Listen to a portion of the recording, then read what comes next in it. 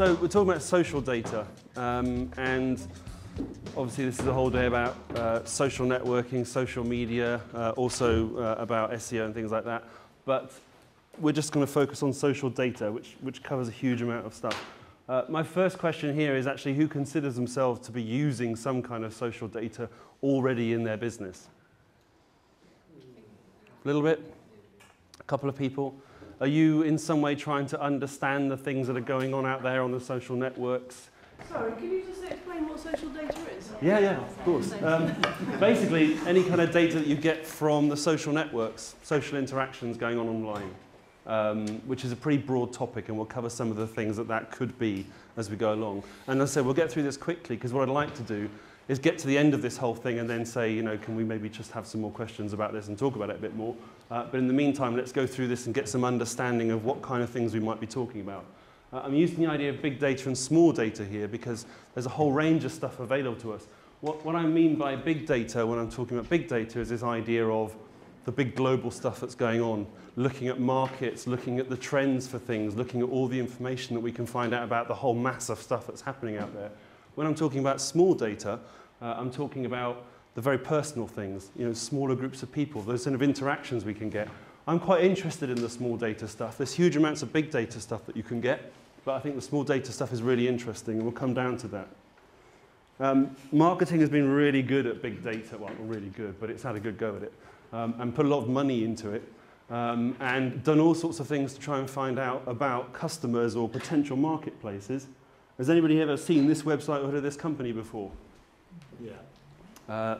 Anybody heard of Acorn or Mosaic or any of these things?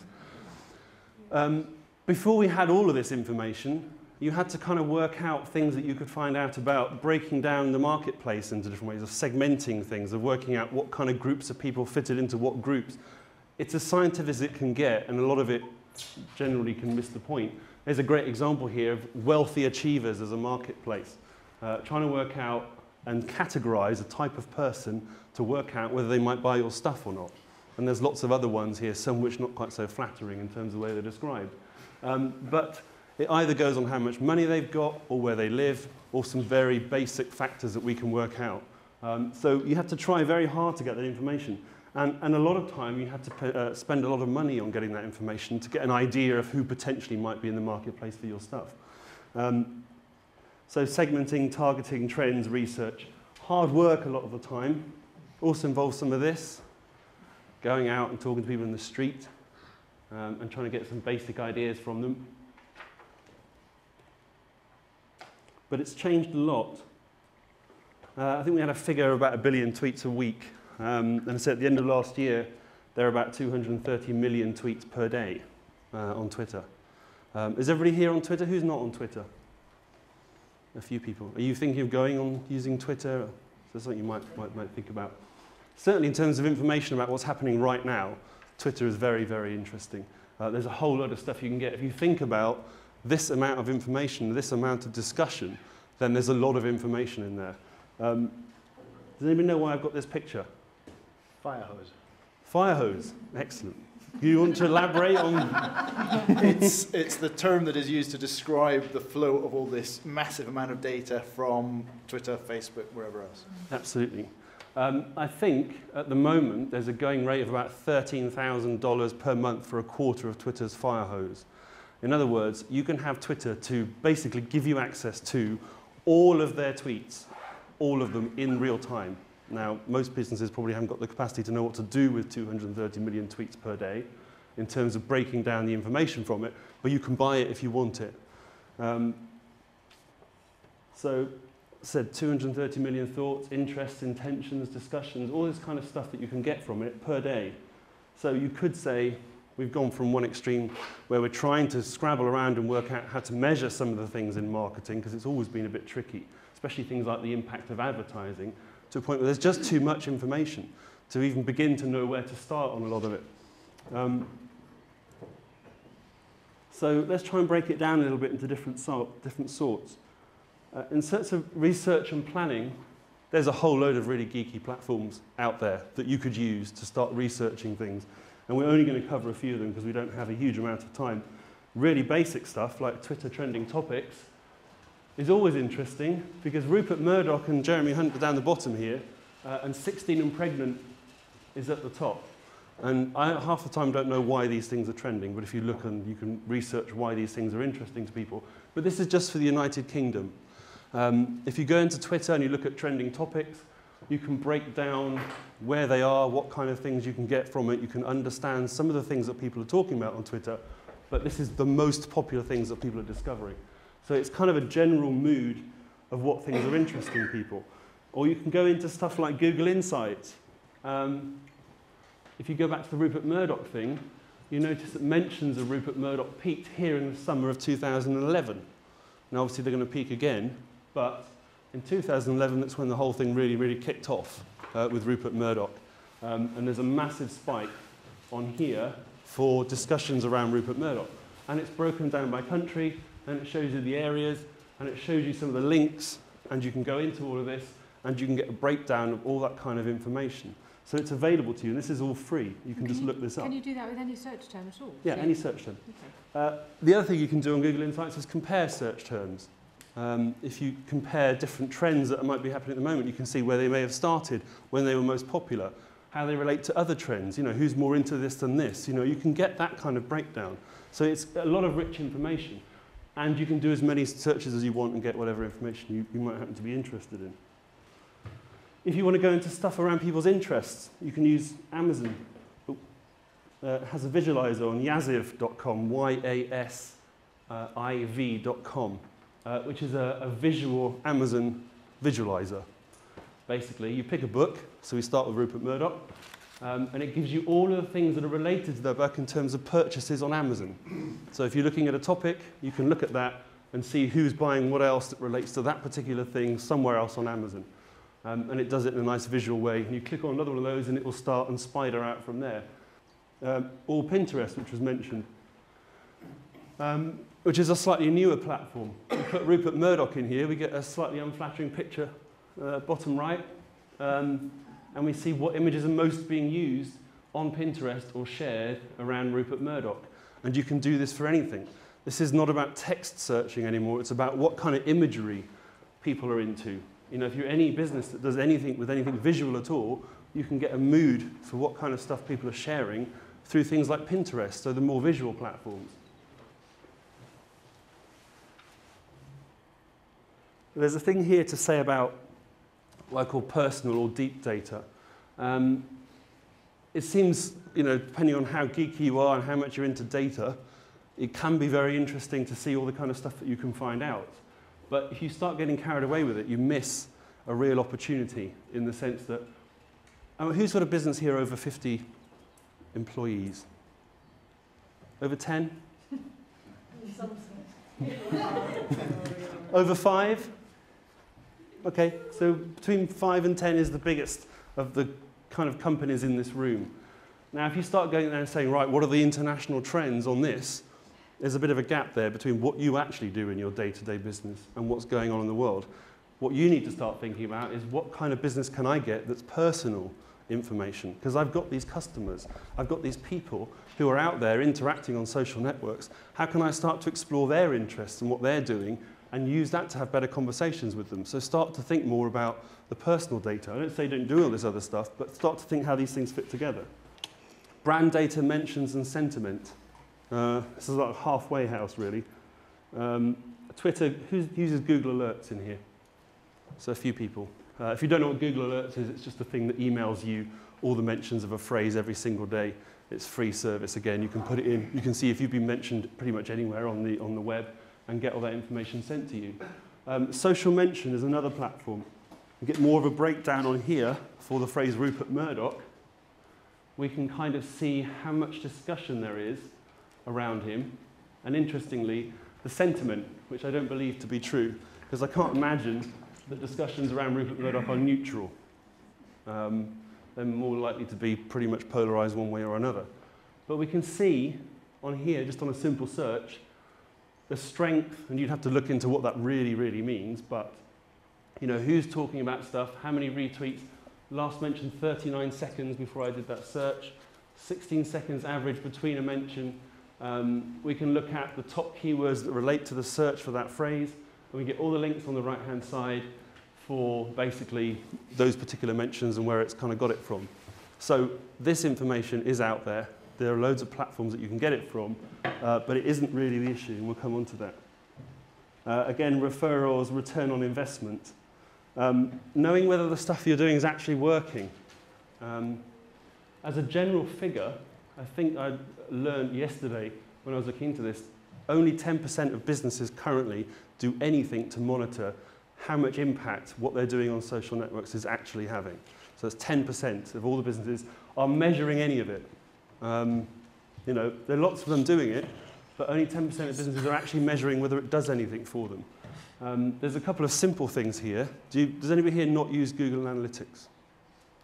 Do you all use Google Analytics a little bit? Yeah. Okay. I mean, it's more data than you could ever dream of, you know, as a platform, but it can tell you great things about social networks, like which ones are referring people to your websites, which ones are kind of bringing people where they're staying, where they're coming from, you know, and it's getting more and more complex and more deep in terms of information. But this is the kind of stuff that is a good starting point, knowing what kind of information, you know, how successful are you being at this particular point in time. Again, WordPress has stats that go with that whole thing as well. On here is a Google Analytics breakdown for a particular website, and it looks like Twitter is the most successful thing at driving traffic to that particular website by a considerable margin. And other things down here are much, much less successful. The Blogger one's interesting because Google owned Blogger. I wonder if they just faked that statistic. And the really, really controversial one is influence and engagement. Does anybody know these platforms? Yeah. Does anybody use them for anything? Curiosity. Curiosity, yeah. That is quite often why people bother to go onto this stuff. Although actually, what you start to realize when you use these particular things is they do give quite a lot of information that can be really, really interesting and useful. For people who don't know, these are platforms that allow you to measure what they call influence. And it's a completely random figure, almost, because you can influence it week by week if you want to, by just doing more stuff on Twitter or not doing stuff on Twitter. But what's interesting is when you break it down, it can tell you how much of your stuff has been retweeted on Twitter, how much you've been mentioned over a period of time, but you could say do that for people that you want to kind of align yourself with or competitors. You can see how much more successful they're being with interaction and engagement with people. You can get lots of information from this, which is ignoring the kind of headline score, which isn't that useful a lot of the time. Gives you other bits of information. So what is all this kind of data that we can get? The kind of the keyword searches, the trends, the personal data, the kind of influence, the engagement. What does it actually mean? Well, this is the really hard one. Who knows what they want to know about data? Anybody? Any idea? We've got to a point now where let's just assume everything we could ever want to know is out there, because it probably is, and probably most of it's free. Let's just assume that it's all out there. Let's start from that point. This is a really good quote from Pablo Picasso, and this is really important because this is very true. They just give you answers, and answers on their own are nothing. You know, the hard thing for any business, for anybody in here to want to work out is actually what the question is.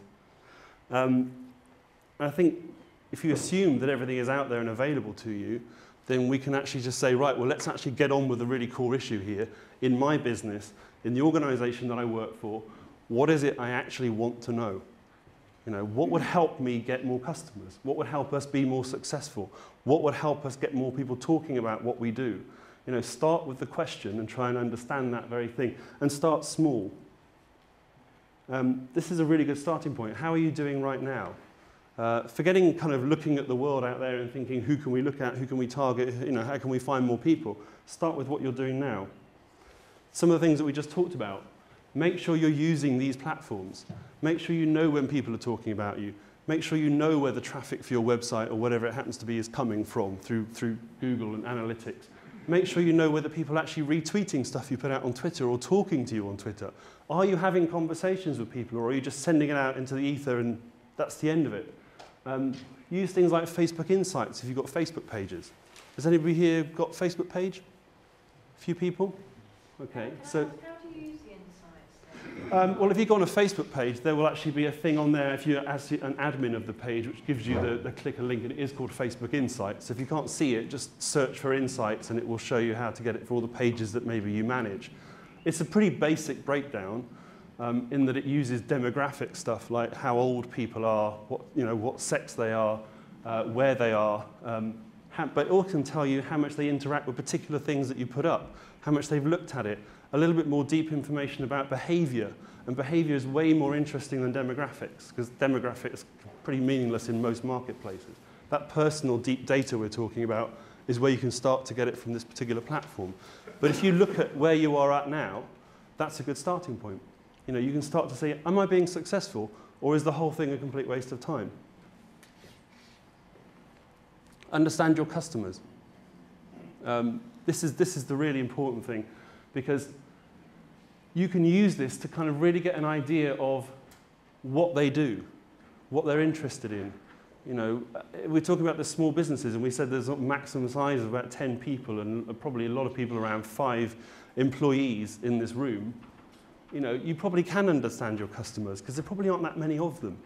You can actually start to think about, on a general level, getting to understand their data a little bit more, because that's the kind of data that will allow you to scale things and say, well, if these people really like what we do, and if these people are talking about it in a certain way, or these are their interests, how can we use that kind of data to think about what other people might be wanting to do and how they might relate to the business? So understanding your own current customers is a really, really important step in trying to kind of make a difference. There's a lot of data out there that could be used to target your next advertising campaign. But there is a danger that what you do is use old techniques with new things. Use social data to go, well, actually, I can just better segment my marketplace so I can put up better billboards. And all this stuff is great and all this stuff is useful. But start to ask the question, what will social data allow me to do to become more social? How will understanding my customers allow me to have better conversations with customers? Use it for the same purpose that you're getting the information from, because that's a really useful way to use it, rather than just to kind of harness it, mine big data, and then spam people with it, because you're kind of missing the point of doing the whole thing. So don't use old techniques with big data. Start thinking about being social with the data. And bring it together. We started this by looking at big stuff that was going on, the trends in the United Kingdom, all the kind of mentions of things that were going on. How do those big things relate to the kind of pool of customers that you've got? How do conversations around those things fit together and actually make more interesting things on the social platforms? How can you bring those two things together? Can I just make one thought occurs to me, because I'm trying to find a way within my company to be more social, and it's hard because I'm not the person that has all of the knowledge. I'm using Google Alerts to get the latest information about the area that we work in, which is around agile project management and Scrum and various things. And that gives me the stories that I can then share on Twitter. So although I don't have that knowledge, I'm sharing others' knowledge to give the illusion of knowledge, as it were. Yeah. But that's a really important thing. And this is something that we know, so we don't have a lot of time to touch on all these things, but curation, which is the big thing about all of this, is really, really important in social networks. And it goes back to the kind of innovation stuff that people are talking about. You are not likely to be the smartest person in the world at this particular thing that you're doing. Whatever sort of thing that you do, there are probably lots of other people out there who are good at it as well. Maybe some of them are better than you. And maybe they're writing good articles or putting up videos or sharing content around your topic. But the thing is that you're trying to engage in a marketplace that's interested in that topic. So this is a gift, because all you've got to do is find that content and share it back and understand their interests, and that's how you start to build the conversations with people. So the curation aspect that this allows you to do successfully is hugely important, especially in your case if you're not the person who's the person that does the actual thing. So you've got that whole thing to deal with as well. But this way of drilling down into what people are interested in, what kind of drives them, what things that they share in common, are ways to start looking at how you can be more interesting, how you can have better conversations with people, how you can understand what might motivate them, or attract them to your product or your services or whatever you happen to do. So don't forget to be creative. So I managed to get through that, and we have 5 minutes. I said it's a massive topic. the whole kind of data thing. But as I said, let's just kind of start from the point of view of something it's all available to us. You know, that there is stuff out there that we can get access to. What we need to start with is, what is the question I'm trying to find out? What am I asking people? And does everybody here know what question they want to ask?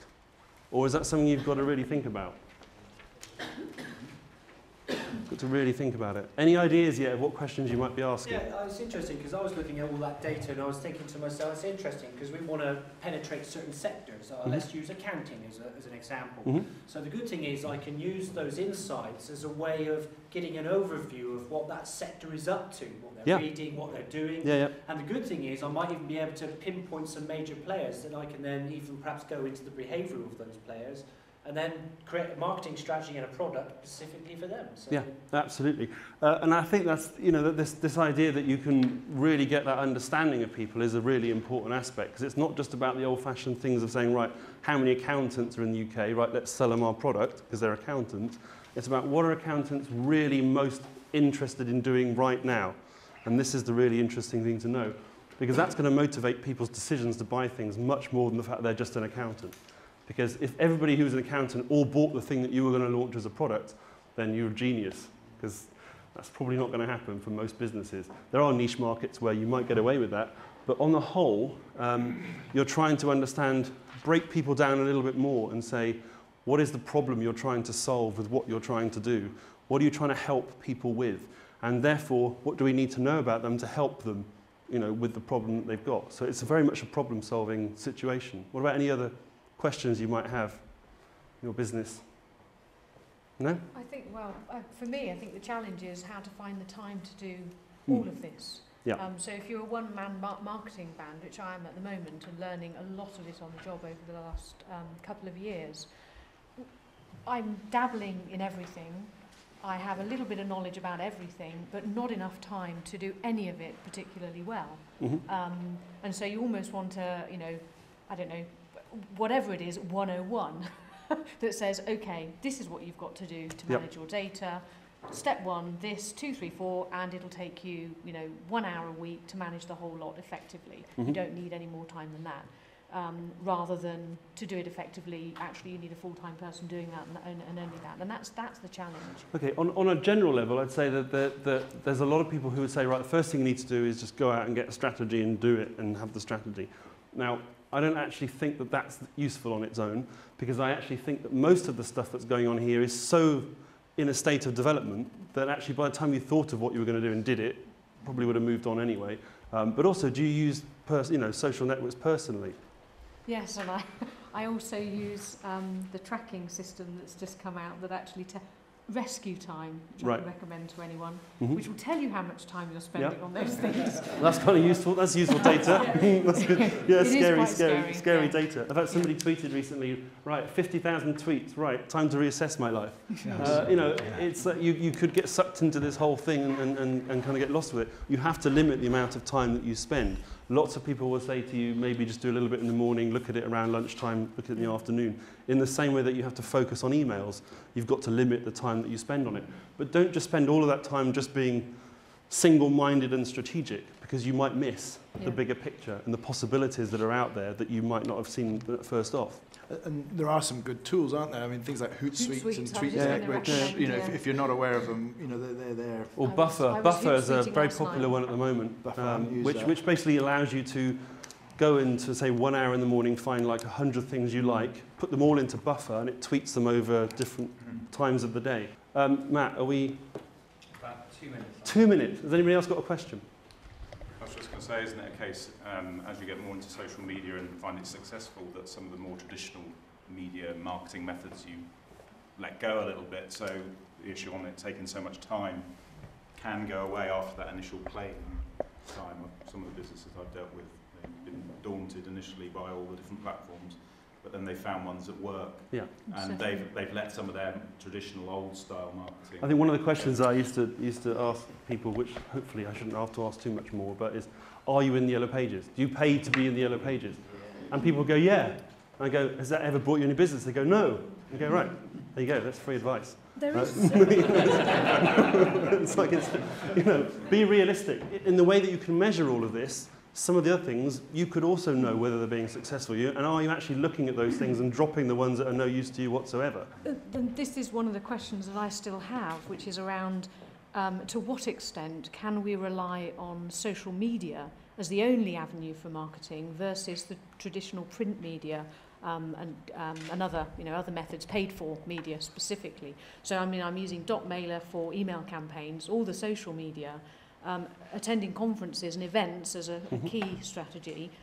Do I care about all the phone calls I get from public sector executive and others trying to sell, advertising space? Can I safely ignore those? I don't know whether we're quite there yet, but I'm not the person who's going to tell you that you should basically throw every single thing you've got into social media, because I'm not that person, and I don't think that at all. Because I actually think that firstly, one of the dangers of doing that is that you actually start to get into this whole pattern of things where people just don't see you in a different way ever. And actually there's a lot to be said for mixing things together and surprising somebody by suddenly sending them a really interesting bit of print. And I think, wow, this is interesting. I didn't see this before. You've got to combine things together in some way. You've got to integrate the way that you do these things to actually get the most benefit in the marketplace. I think you can replace a huge amount of stuff. I think email is still very, very useful. There's a huge amount that people could do with email that most people still aren't doing with email. And I don't mean to just spam people. I mean to actually use it to be part of this whole conversation by giving them interesting content in a slightly different way, in a delivery mechanism. You can bring all these things together with print, with PR. For instance, if you're doing something interesting on YouTube, make a PR story out of it. Get it in other media, start to combine that. So I certainly wouldn't necessarily abandon it all, but it is based on your resources. Lots of other marketing activities are expensive, and I get a real problem when people talk about advertising, particularly, because I'm a big fan of advertising. And I don't mean advertising the way that lots of people see advertising, which is just the endless sticking ads in front of your face. But, I grew up in a time when advertising was the most exciting thing on television. It was not people shouting at me to buy their stuff. It was stuff like the Smash advert with the robots. It was the R. White's Lemonade advert. There were creative people making creative content, and some of that's been lost. You can still be creative, and it doesn't all have to be on social media. It's just a case of how big is my budget, where am I trying to reach people, what can I feasibly get away with? Okay?